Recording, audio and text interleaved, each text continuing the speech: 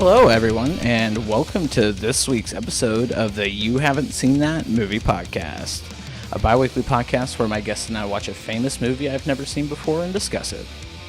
This week, we're talking about The Notebook, a 2004 classic starring Rachel McAdams and Ryan Gosling.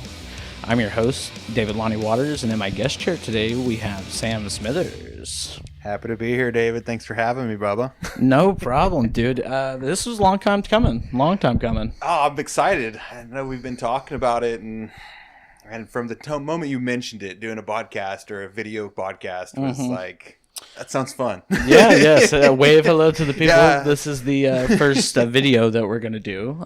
Probably going to do it a little bit more often now. It's good, man. I like it. And, I don't want to give anything away. I'm sure I'll tell you about it later, but there's some things in the works, so man, I'll leave it at that. Oh, man, a mystery. Yeah. Have you ever seen that Detective Master Disguise, Man of Mystery? Dude, it's like got a 1% on Rotten Tomatoes. Mike and I, Paco and I were talking about that last week. Really? Yeah. Man, I look forward. Actually, I am going to listen to that Kiss Biss Bang Bang one. When are you putting that out? That came out today. Okay, so I gotta Yeah. homework. You can on the way home you can pop it on. It's it's a good one. He's a great guy. Yeah, Great man. guy. I love Paco. Man, he's and like I was telling you earlier, man, he's moving back down here, and I'm kind of not happy that knowing that he's going to be going away again, to move again. But man, while he's down here, I've been sure enjoyed seeing him. Right, y'all. So I guess we can kind of get into it. Sam, I'm going to continue same as last week. Instead of kind of you and I specifically, I at the beginning of the podcast, I give an explanation of how I know the guest. It being, not my close, I've been doing it for a little bit now, bi-weekly, so it's been quite a while. I've kind of run through my close friends, Right. From college and things like that. And, other than high school, like I'm telling people that we went to high school together, that's not much of a relational thing. So I want us to do this new, opening segment of it's called What I Like About You. So yeah, I saw that. I was wondering what I was gonna say, Sam, I remember you as just being a very stand-up guy, dude. You knew my dad. Yeah. You were a bartender at the bar he went to? Yeah, no, I bartended there for like a little under 6 months at that bar he frequented. And oh wow, man, even such a short amount of time, and you still bring him up to this day. Man, he was, saw him often, and he was just always a very even keel, respectable guy. Once again, like you're saying, very stand-up guy. If something was incorrect or improper, he stood up and said, "That's not right."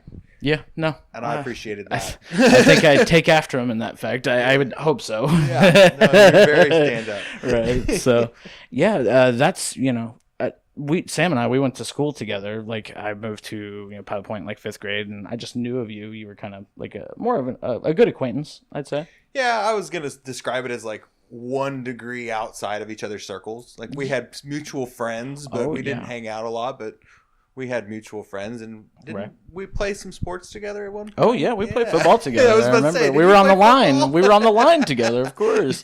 You're a bigger boy. You really stout. There was this one. Do you remember that one guy named Alex? He was big.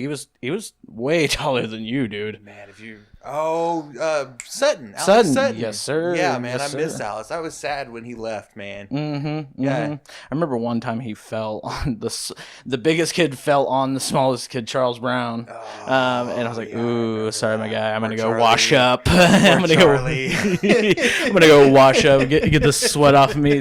I think you got it here, right? You got it. He disappeared. Right. So, no, good times. So I've always been very fond of you. So yeah, thanks for being on. You've what I like about you, David. Oh, and as long as I've go ahead.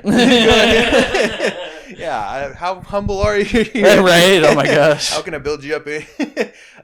But no, man, you've been, just the people you encircled yourself with growing up were all great people, and I knew that was your quality and who you sought after. And I'd kind of, man, we 1 degree. We knew of each other. We knew what each other were doing, and I never saw a time that I looked at what you were doing and said, that's a bad deal. Every time I saw you in any situation, I always thought, man, Nice. David's doing good things.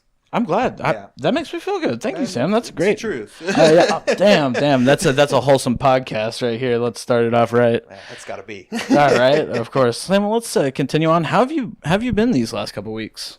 Last couple weeks have been just crazy for me. Yeah, how so? Well, I started doing real estate, as you know, and my head has been spinning. I put together, and we were talking about a little bit of some marketing plans and stuff, and I had a kind of a whole rundown of these plans I was going to create.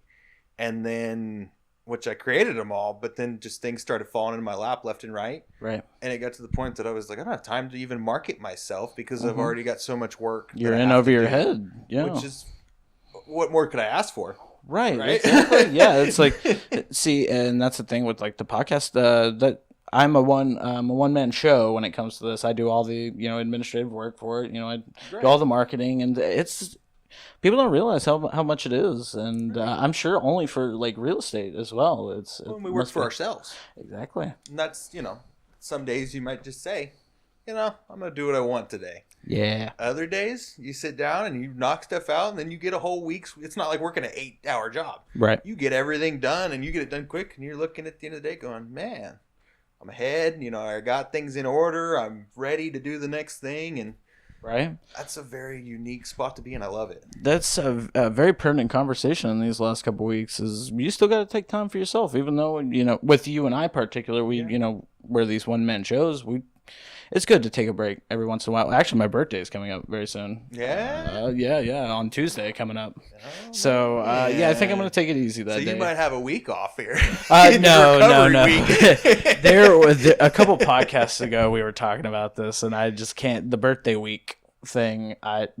Some people do a birthday month, and that pisses me off. Right? This is like, okay, it's got to be about you. Right. See, for me, it's like it was probably back my sophomore year of college, right out of high school. That was the last day that my birthday fell on a weekend. Okay. And so, like, that was the last real time that I went out and had a good time. Did it big? Yeah, did it big, or so to speak. But, for the last couple of years, it's always, I work on my birthday. It's just another day. It's another day. Yeah. That's life. But I think this coming up, I think I'm going to, take some time from, I do have vacation coming up, so that's a good thing. And it's funny you mentioned just another day. I did recently have a birthday. I just turned 28. Oh, did you really? Yep, the 9th. Shut up! You share a birthday with my sister. I think I've talked with your sister about that before. yes, I think so. But I tried many years to try to like make my birthday a day that I loved, and then finally I gave up because I had miserable experiences. And now, man, it's another work day for me. It's just another day. Yeah. And when people bring it up, I usually just tell them, "This is what I want from you for my birthday. I want you to do something kind for someone. Tell them you love them." And tell them you value their presence here in your life. And that's been more beneficial than any gifts I've really ever gotten in my whole life. I'm sure you've had it before. I think everybody goes through it, but like you have people who sit you down and they're like, hey, what do you want for your birthday? What do you want for Christmas, etc.? My go-to is just always like, I just want your company. That's like what I want, just to be around people that I like. Huh? Socks. I mean, and socks. P.S. and socks. this one tall socks with a cool design on them. Right. That's all I'm asking for. And your company. I want you to be here. Yeah, bring the socks. That's awesome. Yeah, I know exactly what you're talking about. Yeah, no, it's always that. I actually had it recently. Actually, since high school, I was really into tennis whenever I was in high school. I didn't know that. I played for half. Did you play for Pilot Point? Yeah. No way. Yeah. That's sick, man. I played doubles and I played singles one time. I like singles a lot more, definitely. But somebody asked me, I was like, man, I haven't played like a tennis racket. They were this person that doesn't take, you can't just say you want their company. Like, yeah, I want to know a tangible thing. Right. I'm like, okay, all right. Like, I haven't played tennis in a while, so I was just like, yeah, sure. I think it would be good for me. Yeah. But there's actually a tennis court not too far from here. Dude, my gosh, in cowboy boots and everything, I don't know how I'd get along on a tennis court. Sam, I don't know what you're doing after the podcast, but I tell you, we were talking about being linemen. My knees can't do. Same though. I'm bending like that, and all I'm gonna say is I'm gonna miss it, and then be like, "Nah, I should have dove." Right. It's either that or hurt myself, man. Right. But let's see. So, Sam, before we get into it, I want to say, if you want to show your support for the You Haven't Seen That Movie podcast, check out our Facebook at facebook.com/YHSTMP and at our Instagram at YHSTM podcast. The podcast really throws it off of Instagram. Damn you for making me not have that handle, but right. Yeah. Nonetheless, Sam, what have you watched as of late? This is the other opening segment I want to talk with you about. Lately I've been watching a series that's free. It's through an app called The Chosen, and it's over the gospel of Jesus Christ. Oh, okay. Which they've turned it into like more of a drama, and they've added a lot of conversations and stuff that gets away from just what the Bible says. And so it's, as I've gotten now into season 2, I'm looking at it and I'm like, y'all have really taken artistic freedom. But they're sticking with the stories that are in the Bible. They're sticking with them very closely. Can I ask you a question? I'm curious what you think about the movie Left Behind. Because there's two. You're not going to believe I haven't seen this movie. Really? That's on my list. Ooh, bonus episode, maybe. Yeah, we might have to do like a midnight. I think so I watched one whenever I went to church. It was just some random Sunday or whatever. We watched it. That's one version, but there was another version with Nicolas Cage in it. Yes, that blew my mind. I saw like a poster of him with that, and I was like, "Is that Nick Cage?" Like. What? And I don't remember when that one came out, but I was just like, oh, I love National Treasure. I like Nicolas Cage, the actor himself. He's a great actor. I've never seen Con Air. That's on the list, but I heard that one's good. You're not going to be disappointed by that. Really? You're not going to be disappointed. That's good to hear. I don't want to oversell it or anything. I almost said, let's see that together. Then I was like, no, we're trying to do this off movie. Right. Yeah. No, we see, and that's, I don't even remember where I was going with that thought, but Nicolas Cage and Left Behind series, man, that the book series, that it's based on. I've never seen it or read the books. I had tons of when I was growing up in churches, tons of family members that were all about it. Really, and I never saw it, but I was enamored by the idea. I mean, because that is one of as a Christian. Yeah, that is something that we're all kind of looking towards is the return of Christ. And we're looking for the rapture. And yeah. That's crazy. They always do it in some airplane where whoever, it's like the pilots and the co-pilot, they're believers, and it's like, wow, coincidence. If we know anything about pilots, it probably won't. Actually, that's a good point. That is a great point. Like anything can happen up in the air, man. The pilots might still be there to land the plane and be like, man, I thought we had a full set. Put down the landing gear, sir. Like, 5 of y'all? Why did we even take this flight? We could have thrown y'all hands up. It's roller coaster time. Luggage. Me personally, I watched a few things this week. I watched this. It's on Netflix. It's called Bling Empire. It's about these rich Asians in California. Have you ever seen it? I've seen commercials for it, and I was like, "What in the world did they just create?" It's similar to like the Jersey Shore. That was big whenever we were in school. Don't remind me. So after, when I got into college, I watched it just on a whim, and I kind of got sucked into the first season. I don't know.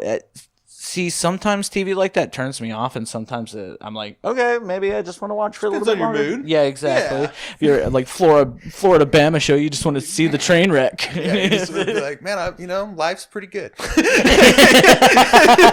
at what it could be. Right, exactly. So I'm always reminded of South Park when they made fun of them. They got Snooki going around. Oh yeah, Snoo everywhere. Snoo or whatever. Oh my gosh, it's so dirty, but it's so true. Right, yeah. Let's see what else I watched. I watched this movie called Bad Trip on Netflix. It's have you ever seen Bad Grandpa or know of it? Yes, I've parts of it. I haven't seen the whole thing, but yes. It's like framed like that. It's Eric Andre. He's like some. I actually don't really care for him too much. I do like the zaniness of him, I guess. But it's nice I like when film like Bad Grandpa. I didn't like the movie, but I like how they structured it. Like because they still pull that like Jackass stuff, right? But it's a little bit more coherent, right? Yeah, it's all one. It's not just choppy and like skits. It's actually like a through line, uniform idea. Yeah, so that was cool. And then yesterday I watched Coming to America with Eddie Murphy. Eddie Murphy, yeah, that was a good one. I love that one. That's a classic. Arsenio Hall and Eddie Murphy. They go to Queens. Yeah, where are we gonna find a queen? Right. Let's go to Queens. Yeah. They're in for a shock. That movie was really funny. I laughed out loud a lot in that one. So well, they just don't. That kind of comedy doesn't. I don't know if it got like so saturated that they couldn't put it in movies anymore. But man, just like it's very. What do you mean? Like that type of humor? Yeah. Oh, I see. That humor. It was very. Like, it gives me like I think of 80s. I think of Police Academy humor. Yeah. That's Airplane. Exactly. Mm-hmm. Yes. Yeah. Yes. Naked Gun. Yeah. Mm-hmm. It's almost like it's low hanging fruit. Yeah. It really is, but it's clever, witty. Mm-hmm. Right. It's just if you got to make a movie and you got to have fun with it. There you go. Pick the wrong day to stop smoking cigarettes or sniffing glue. Right. Really? The air traffic controller? Okay. You got it. Pull the lights on the runway. Right. Just kidding. So, okay. I don't have any updates for the podcast or voicemail. Actually, I did have one voicemail from my roommate, JT, but it was just a fuck you. So I was like, I got it like 2 o'clock in the morning. Thanks, JT. Shout out to you, bud. Yeah. Thanks for playing the home game. Right. But enough with that. Let's kind of jump into, we watched The Notebook. So... Sam, you've seen The Notebook before? You were telling me a little bit about it. When did you first watch it? What does it mean to you? So, I mean, first time I watched it, I was, I guess, 2004 was right when it came out. So I either would have been in 4th grade or like 5th grade at most. That's like probably when we met each other. Yeah. Right around that. Oh my God. Full circle. Yeah, full circle, man. Did you plan this? No, not at all. Not at all. It's coincidence, my sir. But, no, my mom and I was too young, obviously, to stay home by myself. My dad was working all the time, and they wanted to see the sneak preview premiere at like the 10 or 11 o'clock show, whatever they used to do. Oh, okay. And so I was like, I don't want to go. Well, guess who went? This guy. You were dragged I got dragged into it, and my sister, my mom, bawling. They're watching it as women are going to watch this movie. Even we were choking up. We were tearing up. Yeah. It's not an easy movie to watch, and man, they were all sad about it. We made it through, and I was young enough to where it was sad, but I was more interested in poking fun at my sister. Oh, I see. Who was crying. Oh, I see. And we went to, this is just my mom actually reminded me of this story when I had mentioned to her we were going to do The Notebook. Mm-hmm. She said, do you remember? So we meet after the movie with my dad for dinner at Black Eyed Peas in Denton, which was right next to, I guess where the Chili's is now. Mm-hmm. And we're sitting there and I'm telling my dad, well, the movie's like this. And my sister's like, got her head down, like, don't talk about it. Just don't know to say about it. And I'm like, so you remember the part where they're dancing and she remembers who he is, and then she starts, not remembering, and she's like runs to the bathroom bawling. Oh my gosh. I'm in 4th grade, like clapping, applauding myself, cracking up. My mom's laughing. My dad's hitting me like, what happened? Why did you see her? What happened? Why are you picking on your sister? Oh, that's a good story. That's a good story. Oh, it was a mess. Oh, man. How close are y'all in age? My sister is, I guess, 2.5 years older than me. She's okay. August of 90, and I'm April of 93, so almost 3 years. Oh, I see. Yeah. You talking about being drug along to movies reminds me of one time I got drug along with my dad and my twin sister and my older sister to go watch Twilight, that first one. Oh, man. Oh, bud. Oh, man. That was Christmas. I remember that was Christmas Eve or Christmas Day. I can't remember. Yeah. But it was really close to then, and oof. Wish you could have that time back. Yeah. Well, with the movies specifically, I actually read the books before the movies came out. Okay. Not Books bad. were good. Not bad. Yeah. I mean, like, if I didn't have that now, like here in reality right now, if I didn't have that connection, like the visual representation that the movies had, I think I'd like it more. I think I'd like it more. I think it would have been better had I never seen the movies. Yeah. Oh, just the first one. Just the first one? I refuse to watch the next ones. I don't remember who I dated, where I was, whatever it was, but I got roped into seeing, I think, the first, second, and maybe the third one. And I couldn't do it, man. It's a lot. Oh my gosh. No offense to people who like those movies, but it's like, you do you. Yeah, exactly. You do you, but not the for books me. got intense though, man. They would get into some gory detail on like whenever some encounters would happen, especially in that last book. Ooh. See, and I feel like the movie, especially now retrospectively looking at it, they really just they made it into like a preteen movie. They targeted their audience. Oh, sure. They sure did. They knew what they were doing marketing wise with that. Right. So, us boys were like, man, okay. And look, right now, we're still talking about it. So, they did something right. They did something right. That's a fact. Yeah. So, Sam, why did you pick The Notebook whenever I reached out to you? I mean, just let me ask you a question. How many movies are on that list of movies you haven't seen so far? I don't remember. Isn't it like 600 or something? Something like that. 700 movies you haven't seen that you've compiled on this list? Yeah. I didn't make it all the way to the bottom of the list. Oh, well, yeah. I figure most people would find a movie and then stick with it. Well, I saw a few that I was like, man, great movie. So this was, I guess, when I reached out to you, we had been talking for a long time. Yeah. I think it's about 2 weeks ago. Something like that. I feel it was like a month or so ago. I talk to a lot of people, plant those seeds, and then we go. Right. I'll reach back out to them and be like, "Hey, it's time." So maybe it was a month. Yeah. Yeah, something like that. But you mentioned The Notebook, and I was like, okay. Do you have a personal connection with this movie? That's more what I'm concerned of when I reach out to a guest, just so we have content to talk about.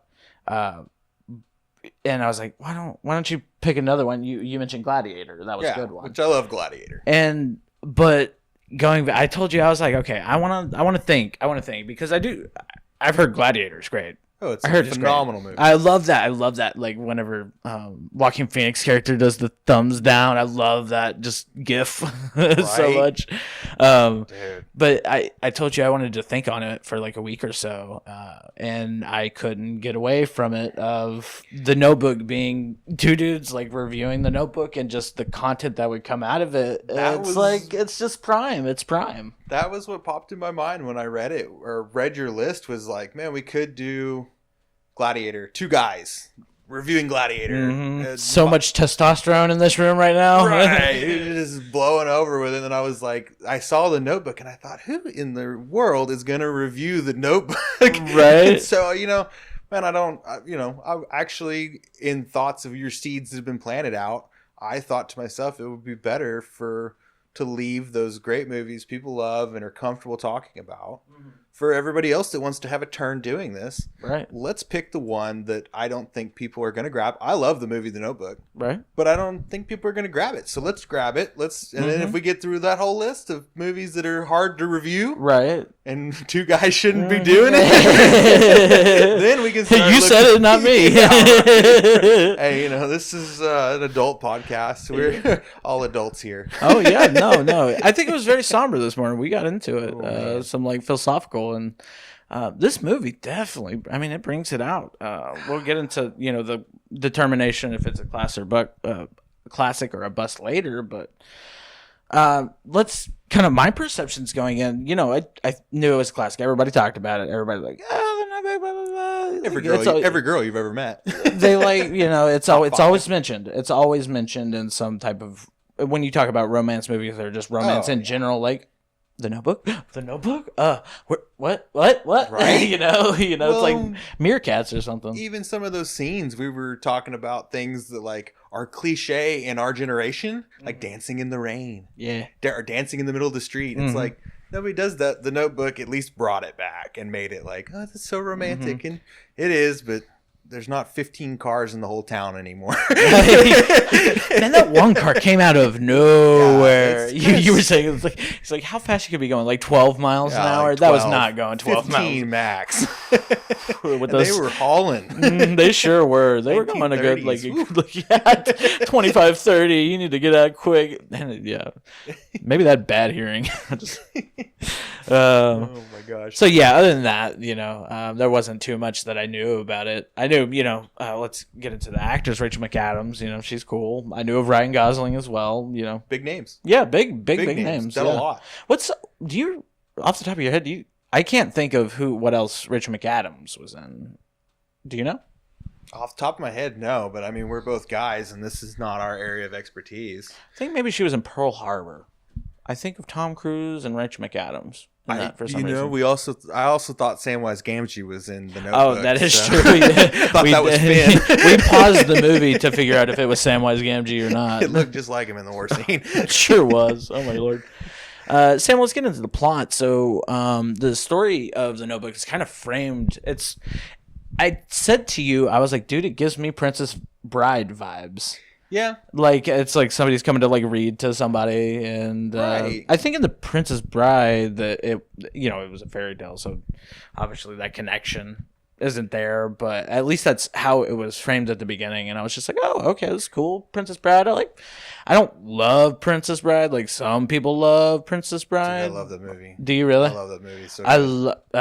I think the lady in it, I forget her name off the top of my head, but she does a great job in House of Cards. It's a great show. See, I didn't even know she's in that. Man, I'm so culturally inexperienced. I don't keep up with the times or anything. It's funny. I know all this knowledge, but it's like I haven't seen a lot. So right. it's like this is a weird duality I got going on. Which it sounds like you do a lot more TV than I do.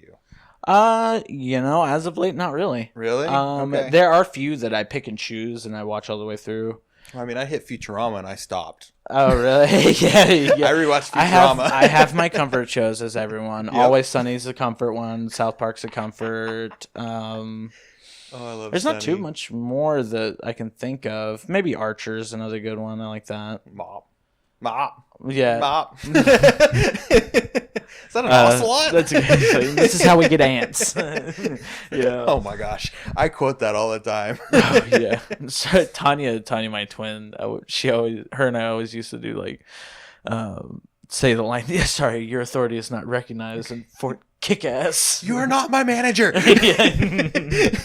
But, so yeah, continuing on, this old man comes in and like just.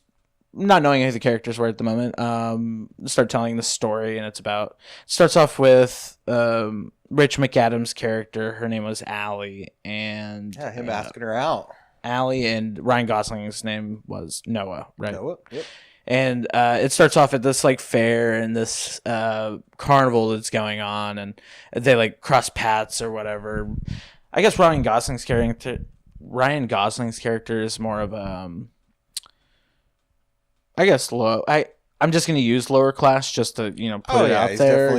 He works guy. Blue collar, definitely. Working in the lumber mill. Yeah, 40 cents an hour at the lumber mill. Yeah, he direct was quote. Mm-hmm, yeah, exactly. And Rachel McAdams is opposite. She's came from money and studying piano and dancing every day. Right. And Latin, she French. described her daily routine, and that must be a hell of a daily routine because she went through like tutoring lessons, tennis lessons, tutors like Spanish tutor, French tutor. I don't do a fifth of that. I feel like I don't got time in the day. Yeah, right. Oh my goodness. Well, I mean, they were 17. Yeah, and, they got millionaires. Yeah, they're millionaires with that time. Yeah, so okay, that's fair. Maybe I would have. Maybe if I had her mom, that would be the right. Exactly. So, it sets it up, and Noah, Ryan Gosling. I'm going to use Ryan Gosling. I hate doing the characters' names. I'm going to throw Noah at you. Just start off. He basically he catches glimpse or whatever. He asks her out, and he's like very pertinent. He's like catches eyes with her, and it's like love at first sight. It was actually I made a comment about it. It was like whenever they were playing bumper cars, very weird and spot. very very weird spot. She was like getting hit. I'm gonna marry that woman. But she gets off and he makes a comment, and she blows it off and gets on this Ferris wheel. You mentioned, dude, that Ferris wheel was going so fast, so fast. Need belts or bars or something. It's insecure. I know it's the 30s, but like, guys, OSHA or whatever runs carnivals. It's not going to be very happy. Is there an organization that runs carnivals for safety procedure? Right. I don't think so, Sam. Even today, I don't even think. My friend said she went to Dollyland not too long ago, like and there was some Dolly Parton Land. Yeah, Dolly Parton Land. Goodness. Yeah, Dolly World, or I'm not sure exactly what it's called. She said it was like OSHA would not have a good time. No. But I mean, let them do their thing. They're carnies if you want to risk your life. Right. Anyways, exactly. You might as well have fun on the ride. Risking his life, Ryan Gosling like jumps up onto it's 2-person seat. He like squeezes in between the dude she was with, and like I told you, it looked very toxic because he was like, okay, he starts hanging off the bar because one, to get out of the seat, but two, to get off the ride. And he's like, oh, you don't want to go out with me? Drop one hand. Like, I'm going to commit suicide right in front of you. My hand's slipping. I don't know if I can hold on. Right. Oh my gosh. And, say yes. Yeah. Eventually she just says yes to get him like to chill. And that kind of sets the things in motion. I guess the next thing I mean, and I think we talked about this in the movie. Very romantic gesture, very romantic scene there. Sure. Don't expect that. No. From anybody. I told you I don't have the upper arm strength or the upper body strength to do that. Will slip and I will fall 100 feet to the ground, and you will not get off of that ride because they're going to stop the whole carnival. Yeah, you're gonna stay up there for a couple hours. They're gonna clear what's down below. Yeah, I'm gonna need paramedics. Stat. You get to stew in that for 3 hours. How about that? How do you like what you did? Look at me. Look at me. Oh no, that would be a horrible experience. And then die. And as what did we were talking about the movie, like, oh, and he falls, and that's the end of the movie. Move on with life. Yeah, exactly. That was it. No book over. Whole movie. No book over. It was a really quick movie. This is stuff about rowing on the lake. But that's he starts pursuing her quite often. Like I think there was one moment he saw her walking to work or something, and that's when she gave the spiel of her schedule, right? And they went to a movie with his friend from the lumberyard. Kind of tricked him. Yeah. Her friend, her Rachel got tricked or whatever. Life was that easy? I guess. Yeah, it's a blind date thing, right? But yeah, they go to the movie and they're having those the lumber mill friend and his girlfriend were like making out in the movie theater, and they were like, I'm gonna move to over by Rachel just so I'm away from that. Yeah, and that's kind of like where they spark. Yeah. Mm-hmm. And it leads to them going to lay down in the middle of the street, almost get ran over. Right, we're gonna walk when the girl's like, "What was that movie about?" After they've been making out the whole time. She did. And there, girl. Of course you don't know, but that's when the sparks fly. They lay in the street and then they dance in the street. They almost get run over. Movie could have ended again. Been a very short clip. Yeah, very, very. It would have been little more than a trailer at that point.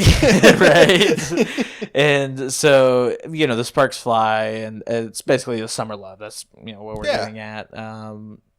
Rachel takes Ryan over to her family's house and starts to, introduce or whatever. And I think that's when the classicism definitely starts to show up, Right. There are always going to be those lines there.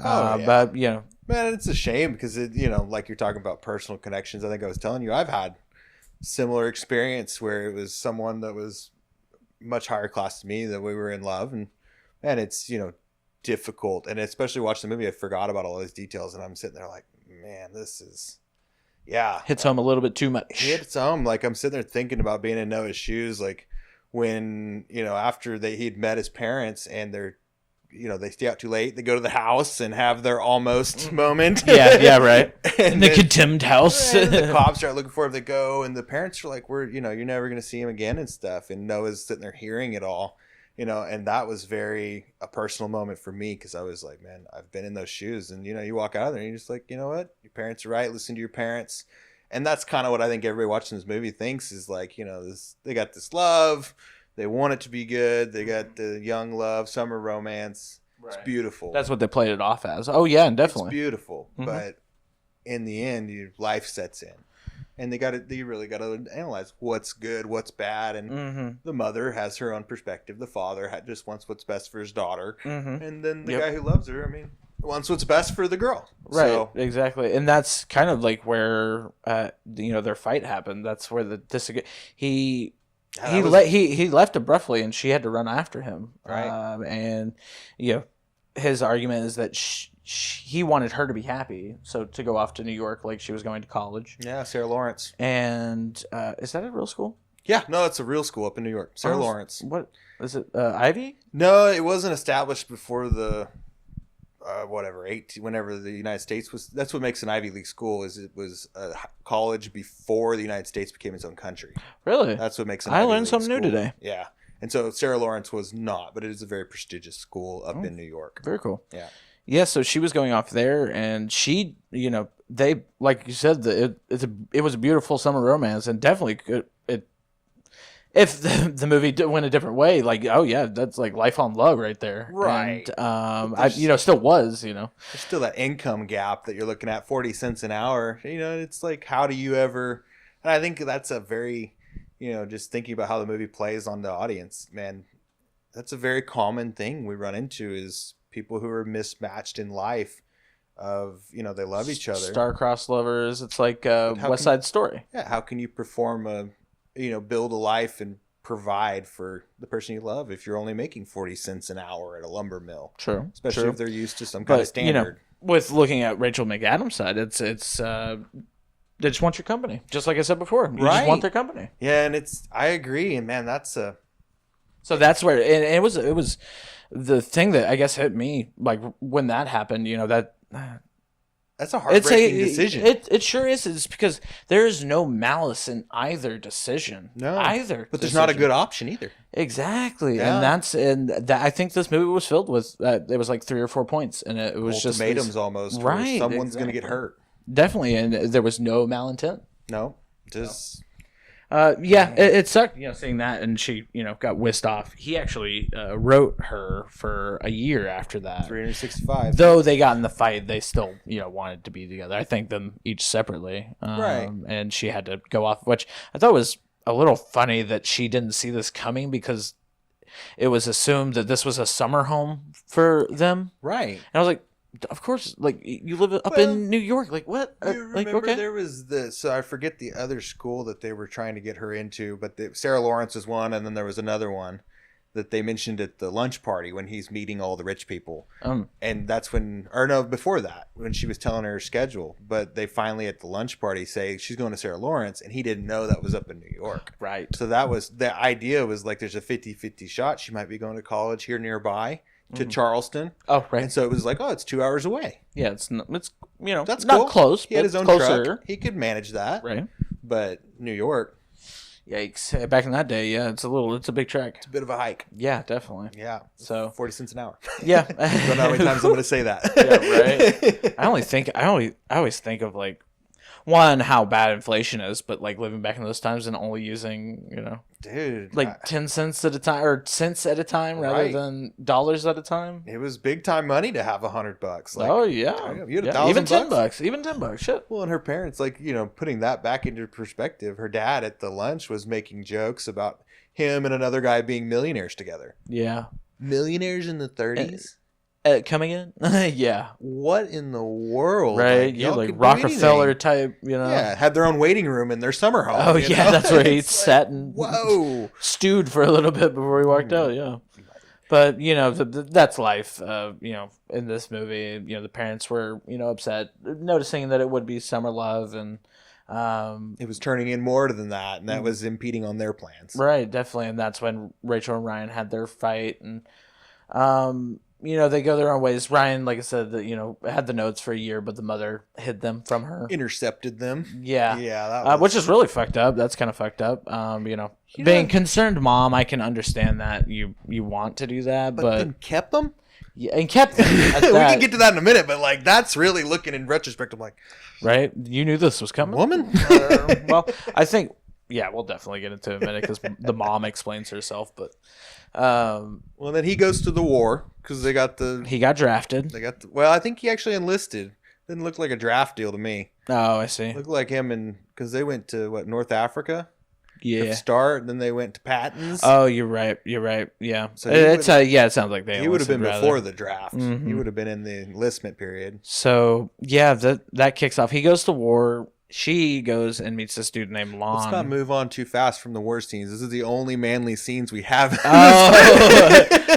It was literally, it was like only a couple scenes, but 2 clips, 3. Hey, like that scene in particular gave me real like Saving Private Ryan vibes. Right. Oh, so much so. And where we see Finn, before we started the podcast, I was telling Sam that I had a bachelor's in history and that we went off on that. And dude, I love just like movies like that, the war movies that have that aesthetic. Yeah. There's not many that have it, but when I do see it, like Saving Private Ryan, I don't know why Vin Diesel just popped into my head because he's in that. But I think Nicolas Cage and Wind Talkers. Never seen it. Oh, here we go. Never seen it. Where's the list? Where's the list? Wind Talkers, man. That was 701 crazy. Movies. But so yeah, that happened. He goes off to the war and he comes back and he actually starts fixing up the house. Yeah. Well, his dad sells their home. Oh yeah. Remember that? He's like right when he gets home, hands him a check. He writes the check, sells the house, and he's living with him. Unfortunately, the dad passes a little bit later, and he takes over. That's the room that they almost like. Yeah, well, that's the house they almost did their thing in, but almost made the sex right. Well, and I think this was kind of another tipping point in the movie where there was no like malice or anything, but he goes a little crazy. He does. Because he sees her with this other guy, Lon Hammond. I forget who that actor is. Mm-hmm. But Lon Hammond. Yeah, the actor is very familiar. So we've actually skipped a little scene here with the war there. She meets this guy who is her fiancé to be. Right. And she's a nurse. And she is... meets Lon Hammond. Yeah, I was about to go into it. Like Lon Hammond, she... Ryan's doing his own thing with the war and then building back up the house. But Rachel, she met... Lon, I guess like he got injured or something in that same scene. He got tore up. Yeah, he got really tore up, and that's when this second romance starts. And I think that she liked it because it gave her. She even said in the movie like whenever Lon asked her to marry her, she like thought of Noah. Right. Because I think it elicited those same feelings. I think he almost uses the same opening line. Yeah, whenever he's hurt. Yeah. He's like, hey, can I take you on a date? And she was caught aback. She was like, oh, whoa. Yeah, it's just memories. Yeah, Ferris wheel went too fast. Yeah, what does he say? I'm, a very good dancer, and I have dishonorable intentions. Yeah, he does say all that. All right, Bubba. He's like, let me fix you up before like this broken man. It's just like, chill out. You're gonna be staying on this bed for a little bit. Let's pump the brakes. Wow, man, that was. But yeah, no, they eventually get engaged. Flashback, you're right. They get engaged, and that's kind of where it leaves. I can't. Remind me of the catalyst moment. Yes, the catalyst moment was whenever she was going to get fitted for her. She got a dress. On the newspaper. She saw the picture of him in the newspaper. She instantly faints. The event of the season, and then unfold the bottom, and boom, done. Instantly pass out. Yeah, that was a good scene. That was a really funny scene, and so that's when she kind of sets out on this journey. She wants to go see him. Yeah, and well, I mean. As I can imagine in the storyline, you see how perturbed she is, and she's now been visited by this ghost. Yeah, of her past. Ghost of summers past. Ghost of your love of Ryan Gosling. Go with it. Yeah, I don't expect any woman that's engaged to have Ryan Gosling be like, "Come live with me," and they're gonna be like, I'm married. They're going Ryan Gosling. I'm sorry. Yeah. Sorry, I gotta go. Yeah, Ryan Gosling. Damn, girl, really? That's what we're doing? All right. Like, what are you doing here? Get on. the one that got away, you know. I mean, but at least at the end of the day, you get to sit there and be like, well, I lost her to Ryan Gosling, so hey, it'll be if, all right. if that's what you lost to, it would have been. Yeah, it would have been different. Yeah. It would have been different. Maybe that was the first heat race of the tournament. In the second heat, I'm going to win. Yeah, right. Yeah. Ryan's going to win the first heat. I got the second heat. So I guess moving on from there, that's when they like reconnect. They, you know. Well, and they're always having these, you know, swapping back and forth from where they are in the... Like Ryan's story and then Allie's story. Well, no. Well, yeah, it is swapping, but the medical facility that they're in yes. being... I feel like, we should definitely bring that up because, you know, it sets it up that way. Yeah. Oh, yeah, definitely. And it really gets into the end. We'll get into a little bit more, but it's pertinent to note that, you know, these... It still brings that Princess Bride vibes back because, I mean, he closes the book. He's like, oh, we got to go eat lunch or whatever, you know, take your meds. I got to see the doctor. Exactly, right. So...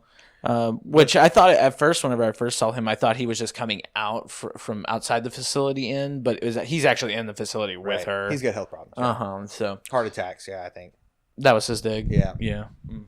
Well, and it's kind of funny we're bringing it up right now because I think about the same time in the movie we were talking about after she's met Lon, they have stopped, and I think you watching the movie for the first time, you had no idea who these elderly people were. Oh, no clue. And so there was one, I don't remember what was said in the movie, but I saw you go, wait a minute, like, oh, that's them. And I think you said it, and I was like, I'm not going to tell you. Yeah, I saw it in your eyes. But yeah, no, I did see it. I think it was whenever he went to go get that medicine in the line, and he was like, he made some crack-wise joke it's like they won't let me die in this place, and I laughed. Trying to die. It was like, they can't have everything your way. It was, I guess maybe the look in her eye that like, you know, I don't remember what that scene was, but I remember there was kind of around the middle of the movie and I mean, I think the director put it there intentionally. Oh, definitely. So that people start to say, that's them. This is where this is going. Mm-hmm. And then from there, I think their flashbacks to their elderly selves get more open about who is who.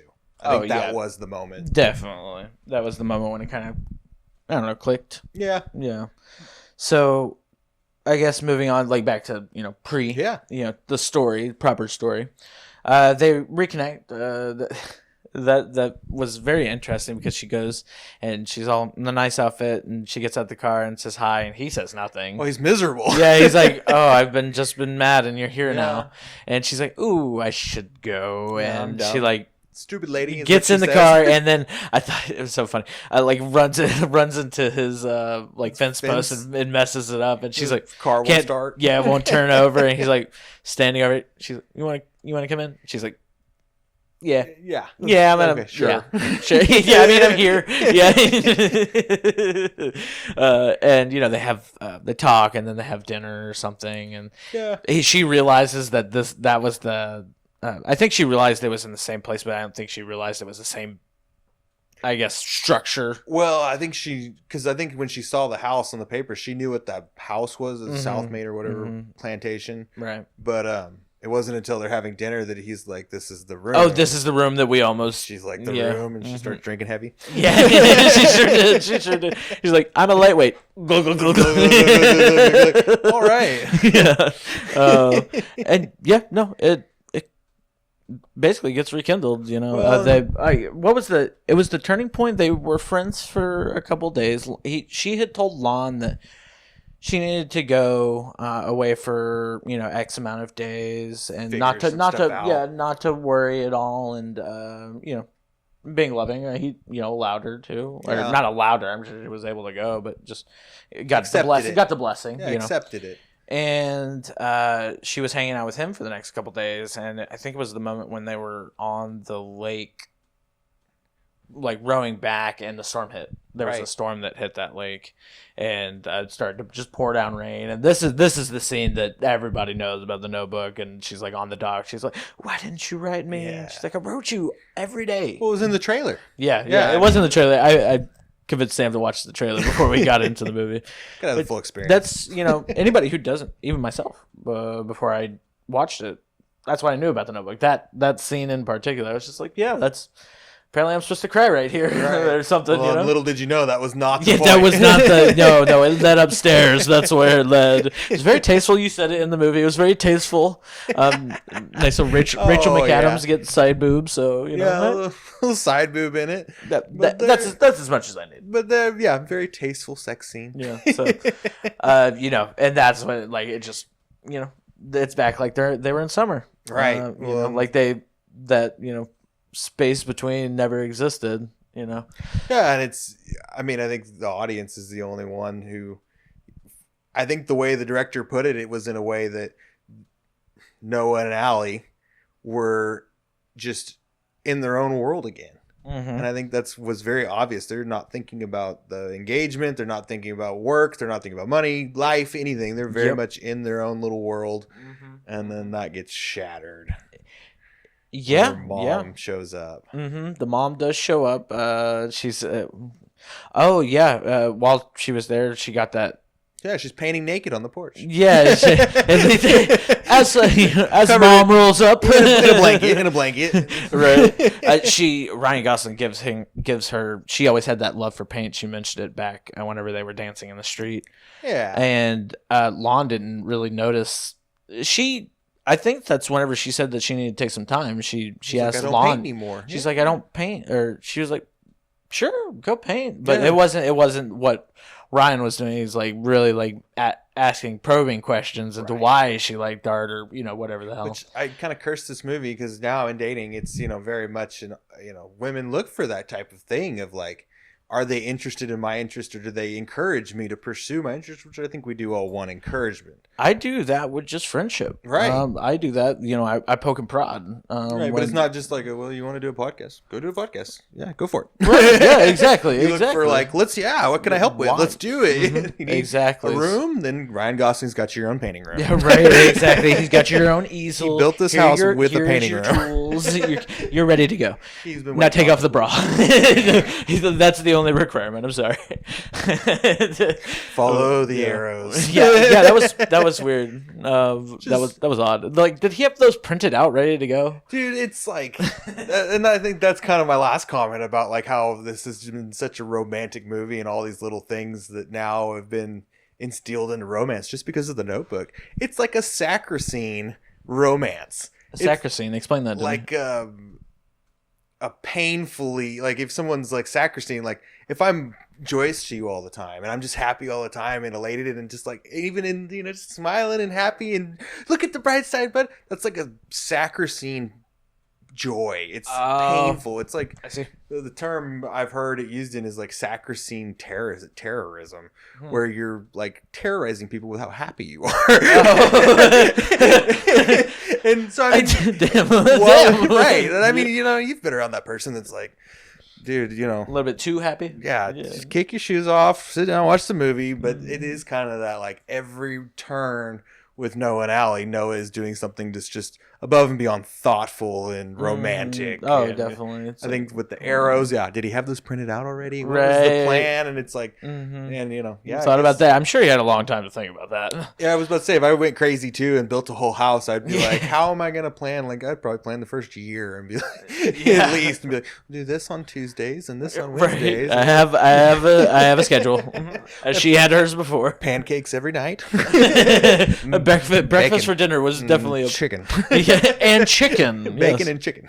Chicken and waffles? Hey, oh God, I'm starting to get hungry. I haven't eaten today, so don't start with me. Ooh. So moving on, so you mentioned the mom came and interrupted the mid paint sesh, topless paint sesh, and which at first she still had that same sentiment. She's just like, he's not good for you or whatever, but not enough. Makes her get in the car. She's like, I'm not leaving.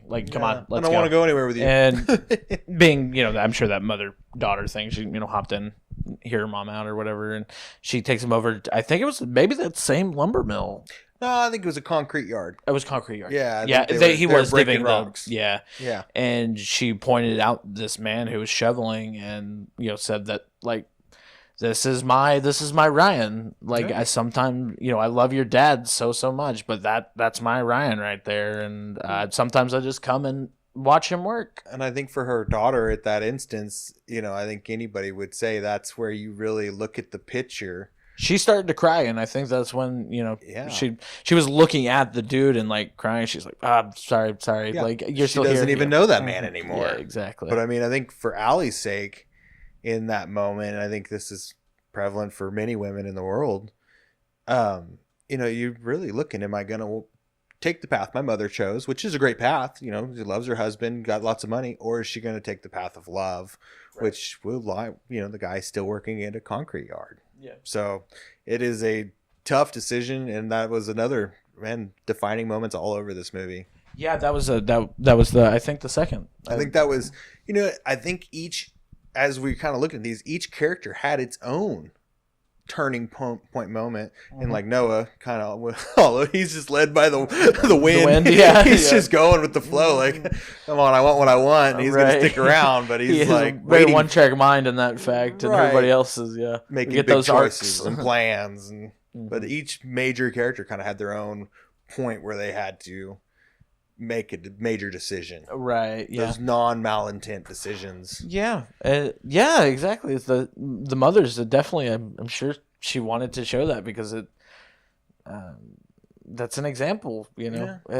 And I'm sure only made the choice harder for, like, I'm sure whenever she was making this, it made it only harder to choose back and forth, between option A or option B, At least it was kind of a defined. Right. You definitely gave me something else to think about. You're right. So. It was more clear of like, this is where your path leads type of deal. Mm-hmm. And it's a tough choice. Oh, yeah, definitely. It's a tough choice. So that's, we're kind of wrapping up the story aspect of him reading, but in the end, he goes, they get into another fight, and at the end, the mother gives her the letters that she kept.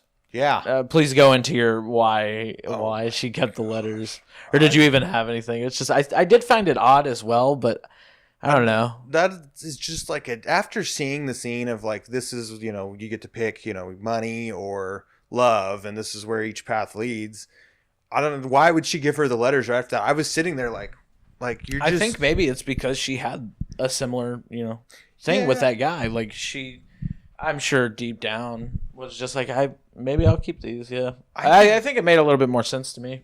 I can see that, but at the same time, it's like, what a jab. What a just painful jab to, like, had she said I threw away the letters, it would have been like, okay, but then and I think I said in the movie when we were watching it, okay, now I'm kind of getting mixed messages on what you want. Yeah, exactly. You did say that. That. I was like, oh. Like, yeah, we're, so you don't want me to pick love, but you're okay if I do, but now you're giving me the letters that should give evidence that Ryan Gosling should be the one, did everything that he said he did, and did the letters, and right. So and she winds up reading one where she drives away. Yeah, and so dies. Right.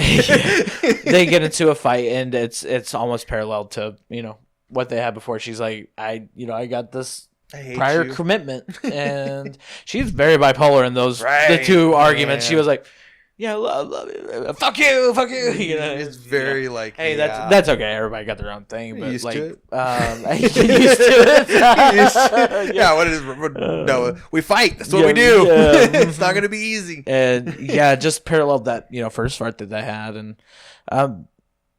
no malintent. That was a third moment. I guess maybe that's the second moment of that malintent thing, but for her, yes. Yeah, and also, I feel like she just wanted to. I couldn't say what was going on in her mind, but you know once you see your current fiance in town that you're gonna have to go explain yourself. Right, things are about to happen. Yeah, so balls are in motion, but I think she did actually talk about it, and I think that was part of their fight that led up to the fight was them saying, what do you want? Yeah, and it's no longer, stop thinking about what other people want. And that was good. That was good. Like saying right there, it was like. It's like, stop thinking about everything else. Stop thinking about me. Stop thinking about... Yeah, don't think about Lon. Don't think about Noah. Don't think about your parents. Don't think about anybody. What do you want? Yeah, like, what... Like, with her, with the paint. Like, you want to paint, Paint, yeah, do it. Be selfish in that moment. Or, maybe I'm phrasing it wrong, but yeah, that's... Full circle again. What we were talking about before we even got into this movie deal. We've got to take personal time. And you've got to know, you know what, man, today I don't feel like doing it. I got to have some personal time. And it's healthy to make those choices. You know, not every choice. Of course. You have to have priorities, and you have to have a sense of direction and some kind of goal. Right.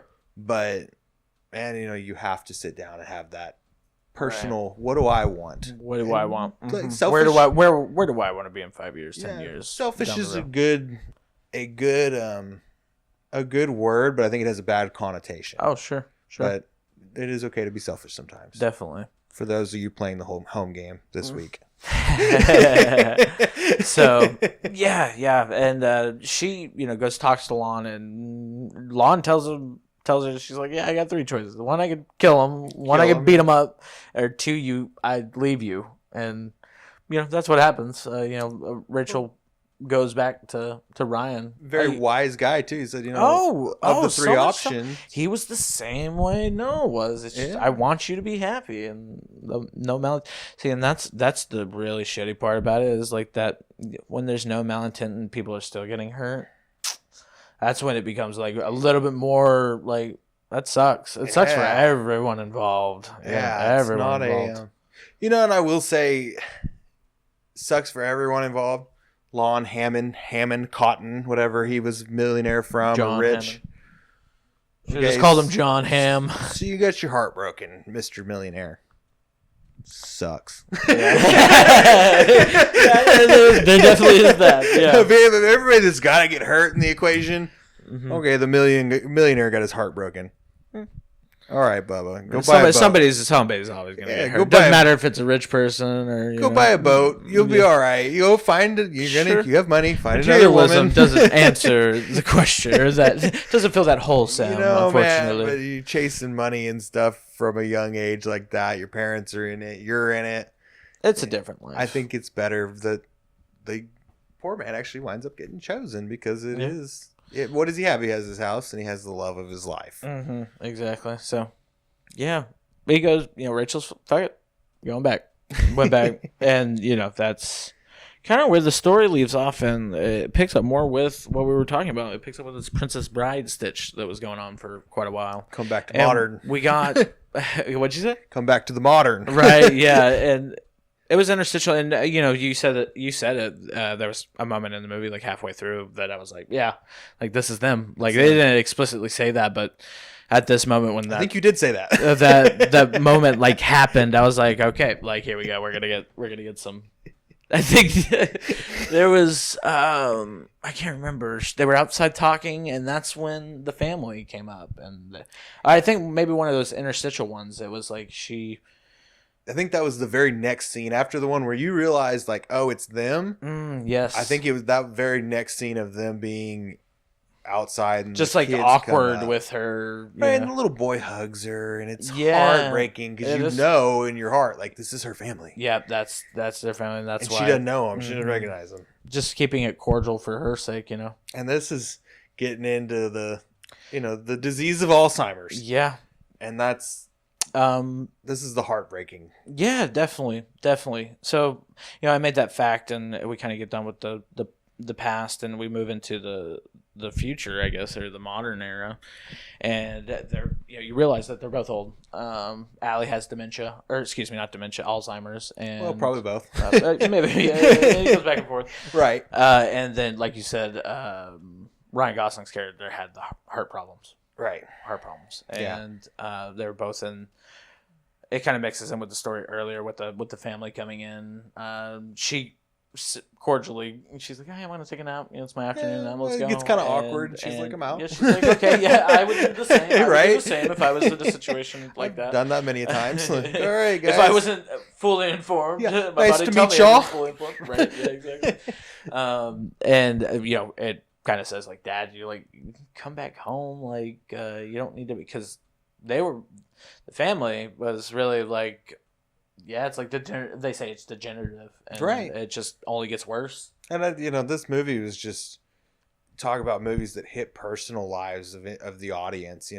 From the romance aspect of it, I know many people can identify with situations that are like the story of their love, of course. But then also you have this Alzheimer's thing that wraps in the next part of your audience that many of the men that are all macho in the movie theater watching it with their girlfriends or wives or family, whatever. Mm-hmm. They get hit with this Alzheimer's story, and man, we've all, which I don't, maybe like not I'm sure, all, but not everybody, but you know of somebody. Many people have encountered it. Mm-hmm. You see it in pop culture a lot, so you can just see it, filtered throughout. And it's I was telling you outside after we watched the movie, it's just it's not out of cancer is bad, all diseases that kill people are bad. It's just with Alzheimer's specifically, it's just a hell of a thing. Right. Well, it's a hell of a thing because you're the time in between, it starting and it, eventually ending with the death. It's heartbreaking. It's heartbreaking, definitely. Well, and you see these people that have Alzheimer's and, family members you love, you see them healthy, but they just have no memory. And you've lost them as who they were. And they, I was telling you, my great aunt, spent a week with her. We had a great week. She remembers all of us, even in our adulthood, recognizes us. I think one time she called me Robert, my dad's name. So, but she corrected herself. Yeah. But then when I brought her back to the home at the end of the week, she thought we had been together for like a month instead of a week. And, when I pulled up, I said, okay, I'm going to help you get out. And we're at a nursing home, essentially. And she's looked at me and said, I don't remember ever living here. And, man, just how do you break that to someone who's your elder and you love them and you want them to feel safe and comfortable? And it's just, for me, it's that topic was just like, oh, man, you're losing them. And I've always been one, like, I couldn't tell you which, one of my blood it was. I think it was maybe my mom's, maybe, I can't remember. I don't even want to guess, but I knew somebody who had Alzheimer's, or at least it was talked about a lot. Yeah. It sucks because with that, I think of it in relation to it's kind of, you lose yourself with, it's just, how the brain works, but you're essentially losing yourself. You don't remember who you are, No idea. That's really heartbreaking. Right. No, and that's, some of the cases are worse than others. Some of them are very mild, but degenerative for sure. And it gets worse with time, and it's kind of sad. And eventually, it's all just gonna disappear, and you're just not gonna remember. And the way the movie ends with them. They get into this.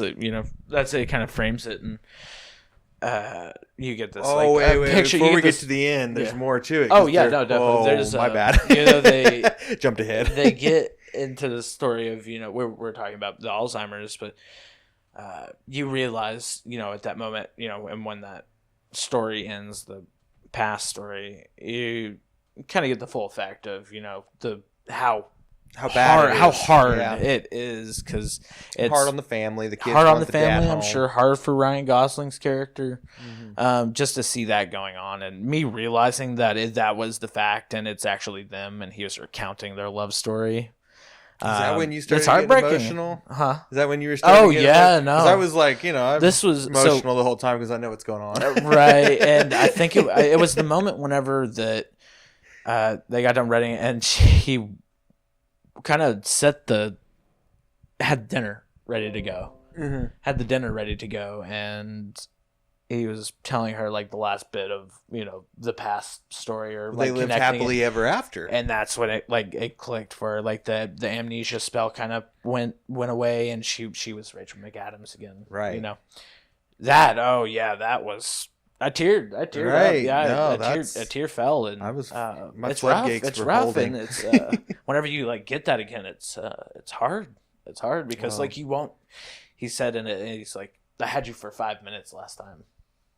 Man, he maybe had like a couple minutes with her this time. Right. Oh my gosh, and they dance, and it's so wonderful, mm-hmm. and then it turns. The spell kicks back in, and she freaked out.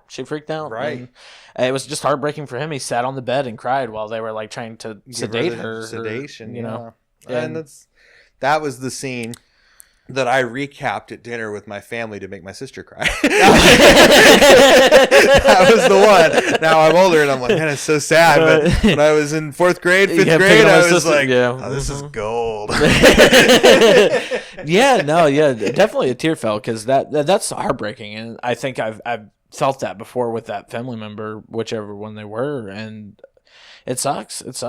And I could only see the heartbreak in his eyes. Right.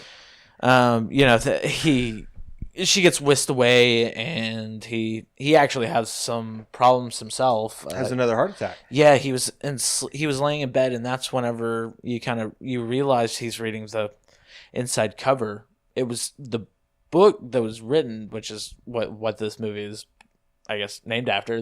It's the notebook that she wrote. Yeah, she wrote. What was it? Read this story to me, and I'll remember. I'll come back to you. Yeah, I'll come back to you. That's sentimental. Heartbreaking. So heartbreaking. Oh. That's some woman comes to check on him, and at night, and he falls asleep, and the next thing you see is like him being willed out.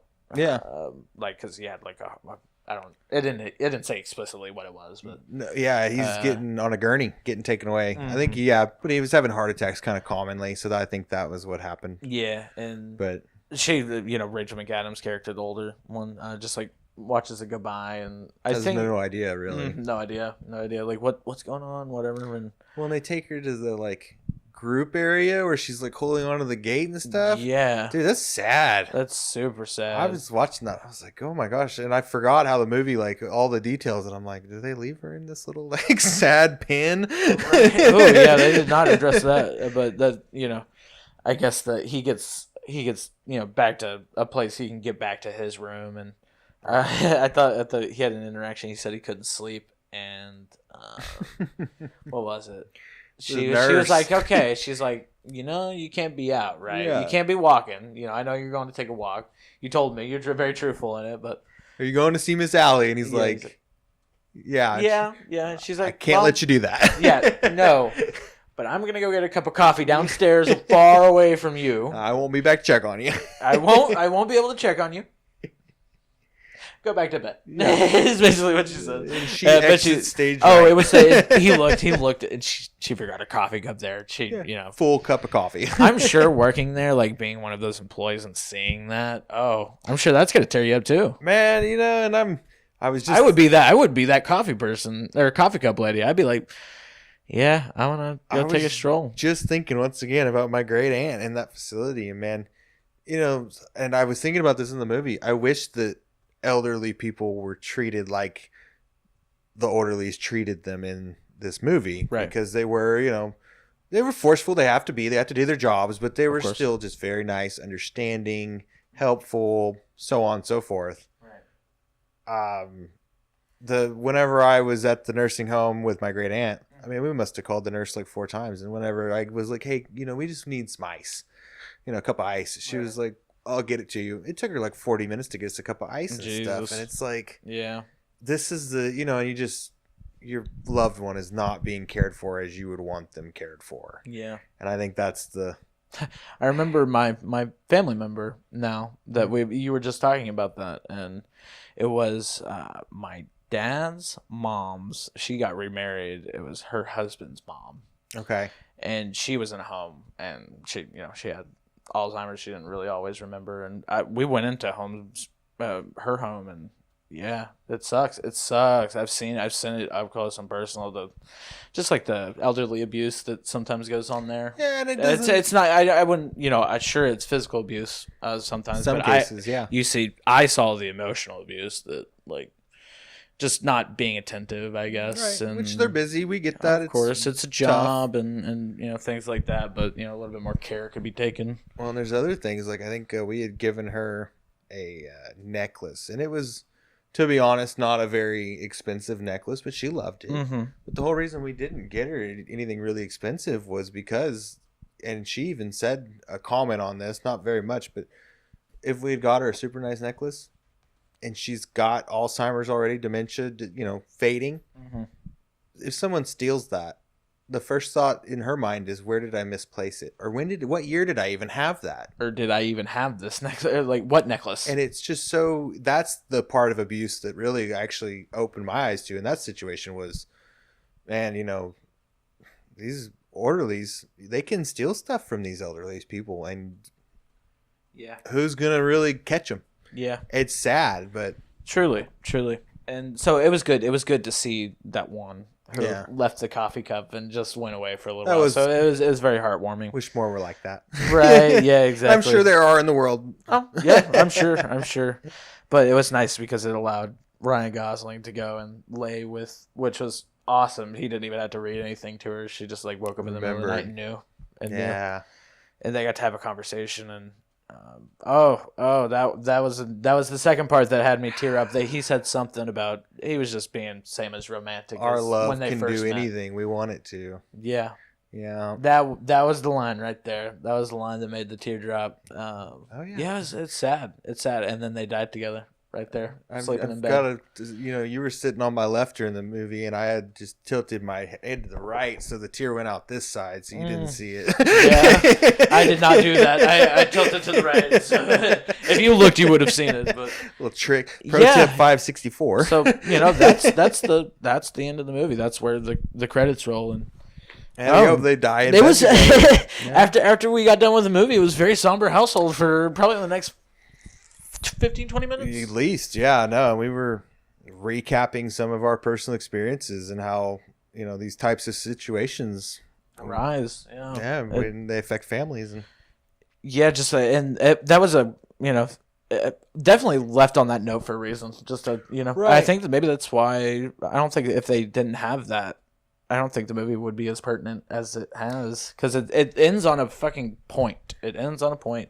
It's like, this love was true or whatever, and it would have been Princess Bride. Yeah, had they not done that extra bit. Yeah, exactly. It just would have been into the book. Mm-hmm. Happily ever after. Exactly. But no, it was. Here's what happened after. Right. So I'm glad that was provided because, I love it. No, the director did a great job in the movie. Sam, let's get into our likes. I'm gonna let you go first. Well, I've actually got, something I was just thinking about on our small little break there. Putting ourselves in these shoes. So we would be in the shoes of, I guess, the father. Well, I mean, we could do our shoes. There's not really much option as Ryan. Do you move on or do you wait? And I think waiting was the right call for him. Sure. But I think as the father of Allie's character, if you had kids, which neither one of us have kids, you don't have kids, right? No, I don't have kids either. Hell no. Somehow, yeah. But children, I'd punch them. What is that? Dane Cook. The sound that makes me want to punch babies is crying babies. Wham, bam, wham, bam. Stop! Oh my god, yeah. But yeah. So putting yourself in the shoes of the father, what do you do? What do you do for your daughter? I feel like any sensible father, let her pursue it, and if the flame dies, it dies. If it doesn't, it doesn't. That's and I guess her father's position, I really couldn't say. It's a tough position. That's another no one gets hurt type of deal. But really, parents are held quite accountable for the routes we take in our life. Sure. So I just was thinking about that on a break of what would I do if I was the parent? And I think I would encourage them I would be supportive.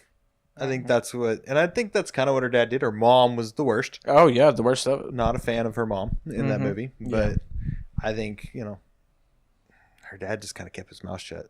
He should have didn't do much. He did say. I think whenever they were talking the second time, when Lon came back in, the dad. I can't remember when we saw the dad last, but he did say. I don't remember it was during the first fight, whenever the mom was going more crazy. Mm-hmm. He's like, I just, want you to be happy. That's really, I think that's what he said. Well, I think he also said he wasn't suitable for her. He did say that.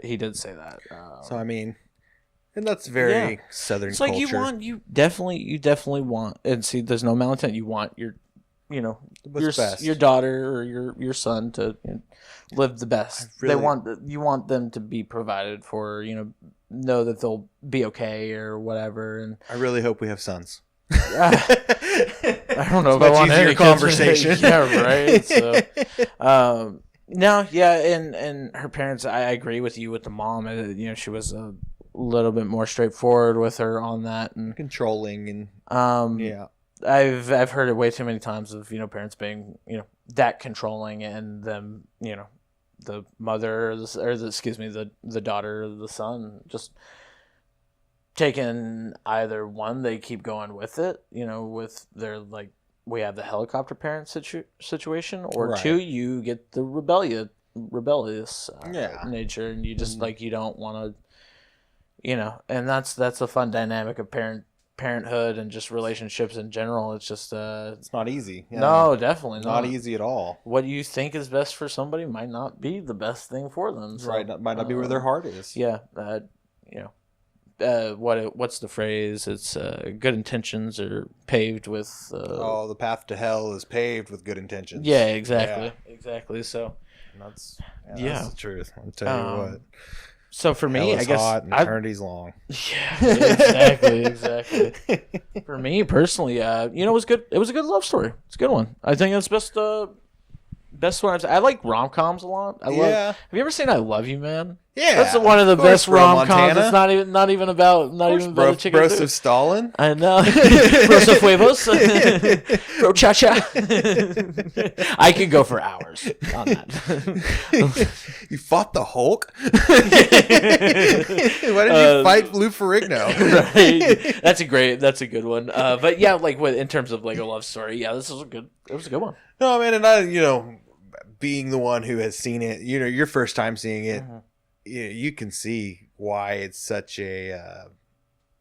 I'm gonna go ahead and call it a classic. Yeah, I'll go with you. Like I'm gonna jump to the closing segment. Yeah, this is a classic. This is not closing. Come on, we're still talking I about meant this is a closing segment, yeah. but yeah, the classic or bust. It's a classic. It's a classic, and I now know why everybody has said that. Romantic films. I think I told you this when we first started talking about it. It's in my top 100 films that I like. Sure. But romantic films, it's got to be in the top 3. Oh, totally. It's got to, and I don't even know what would compete with it. Like I couldn't, off the top of my head, I don't watch a lot of romance films. They're usually rom-coms, Heartbreak Kid, and stuff like that. But, yeah. But just straight romance films, top 3 without a doubt. And very top tier. Watching it again, seeing all the details that I hadn't seen in so many years. Man, the director did a phenomenal job. Oh, yeah. Storyline. Perfectly weaved story. There was a few, I can't even think of them right now off the top of my head. There were a few missing links here and there, but It was a very coherent story. The ties got twisted, just as they should have. Well, I think those missing links were more in the beginning, but then after we did have that moment where you realized they were a couple, and I think most of the audience members would. Mm-hmm. I think that's where you quit having those. Right. They all, and this had to be left loose ties. Right. So yeah. Just for the story's sake. Yeah. Mm-hmm. And that was, I'll get into my second. Like, I love how it was framed. I love the start of the Princess Bride, cliche, and it turning into more. Turning into more. I'm actually not a big fan of that jumping back and forth. Oh, I see. If you got to do it, I like the way the Princess Bride did it. I like the way the Notebook did it. Mm-hmm. But the before and after, I'm not a big fan of that storyline deal. You get these two storylines that are then going, and people don't do it well a lot of the time. The Notebook was done very well. Yeah, and it was presented in such a way that you really followed the first part of the story, which is their youth and their story of love, for the majority of the beginning of the film, almost the first half, if not more.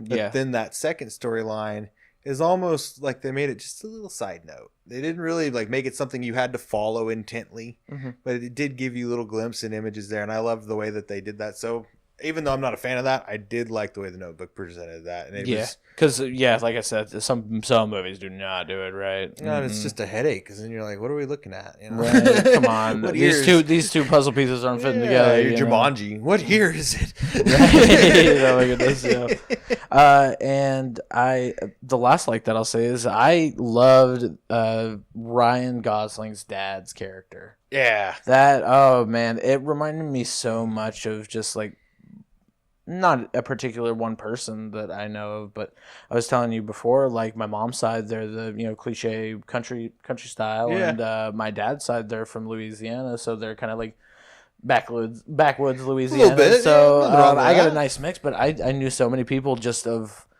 like that demeanor, and that's why I liked his dad character so much. Like when he pulled out the painting, he's like, "That is a painting. Yeah, that is a painting." That's a damn painting. Yeah. Okay. Like I have heard that line. I've heard a similar line many times. Just that humble, Southern hospitality. Right. It doesn't matter who it is, we'll take you in. Just a good old boy. Right. Exactly. I love the dad character in that, and seeing a parent die. They. For the story's sake, it was really quick, but, seeing a parent die, I kind of thought about this. So at the funeral of the dad, Ryan's sitting there, obviously very sad. And so there's the guy taps him on the shoulder, and then, like, they leave, and I did not remember who that was. Was that someone he worked at with the lumber mill? I couldn't identify. I was trying to rack my brain who that person was in the story, but couldn't tell you. I wish, honestly, when I thought about it, I was like, I wish we knew who more this person was. Not that they needed a lot of backstory, but it was just kind of those missing links. It is like, I wish that would have been more detailed. Right. But no, you're right. The cast in general, you could. The dad played a really good snooty dad. The mom played a really good mom, the concerned mom. Rachel McAdams and Ryan Gosling killed it. Yeah. I don't know any actor's name. I knew Ryan Gosling. That's about all I knew. Yeah. I know Rachel McAdams, but if you wouldn't have said her name, I would have been like, the girl in the Notebook. Exactly. Yeah, exactly. So. But no, how do you pick better people for those roles? And the dad I liked a lot because it reminded me of my upbringing. Just a lot of people around me. So, no, I like that. Very comforting. But Sam, I like a lot, Sam. But I also dislike a lot. Well, what do we dislike? So for me personally, that condemned house. Man, okay, so oh my God, if I was Rachel McAdams, this is maybe it's not appropriate for me to put myself in her shoes, but like if I rolled up to this condemned house with this dude, I would be like, what I would be like, what the fuck are you doing? What are we doing here? Like what?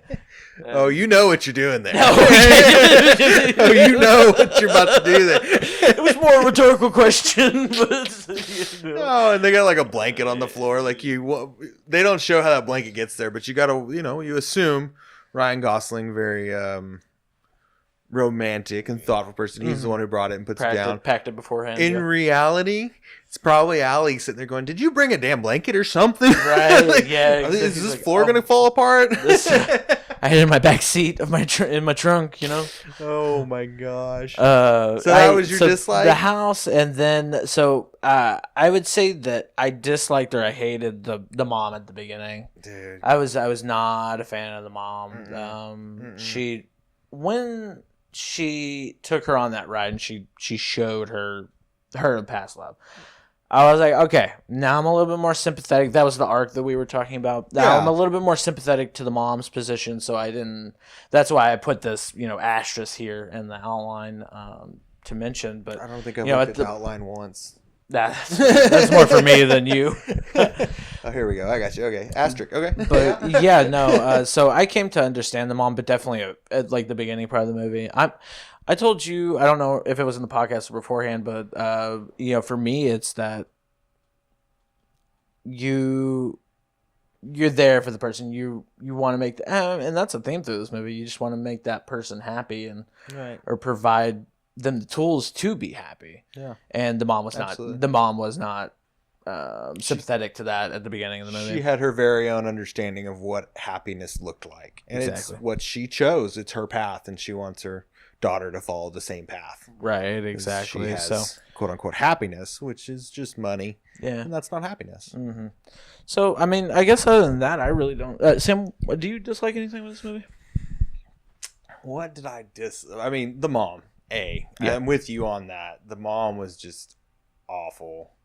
I really, I didn't like the back and forth. I wish they would have done something different with that. I don't know what they could have done. I think honestly with the story they had, they might have actually done the best. But the back and forth could have been different, especially towards the end. I feel like there could have been more with the second part of the story and their elderly habit.